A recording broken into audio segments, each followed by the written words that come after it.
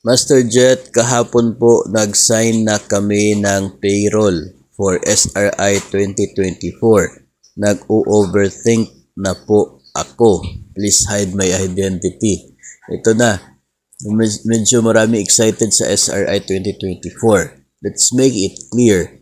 Wala pa pong order para dyan. Wala pa pong administrative order na nagsasabi na mayroon po tayong SRI. So, ibig sabihin, wala pang legal basis para sa release ng SRI 2024. Pwede na mayroon ng mga usapin yan, especially sa mga people in the finance, in the accounting, sa mga grupo po nila. Pwede na mayroon ng ganong usapin. Pero as to the legality, legal basis, order, wala pa po tayo nakikita. So, pwede po na ginawa yan bilang paghahanda para nang sa ganun, sa tuwing maglabas na ng order at nandoon na po yung date of release at mayroon na pong pera, ay mabilis na lang yung pagbayad. Pwede na ganun. Yung ginawang action, purpose ng pagpapapirma nito pong payroll sa inyo.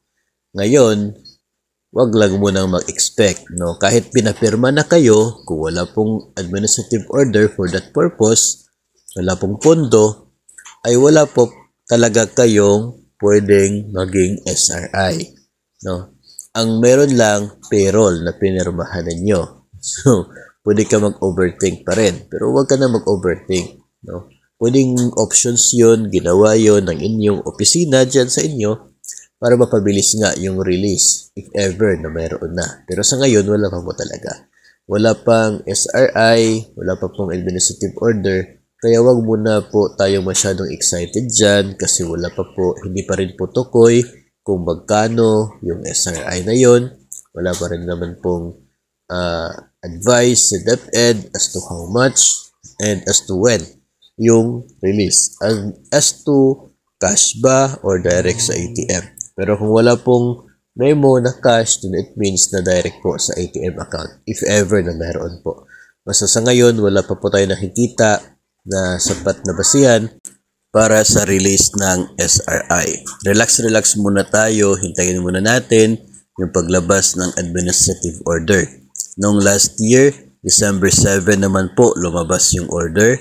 So baka ngayon, December 7 din o kaya ay first week of December, yun po yung aabangan natin.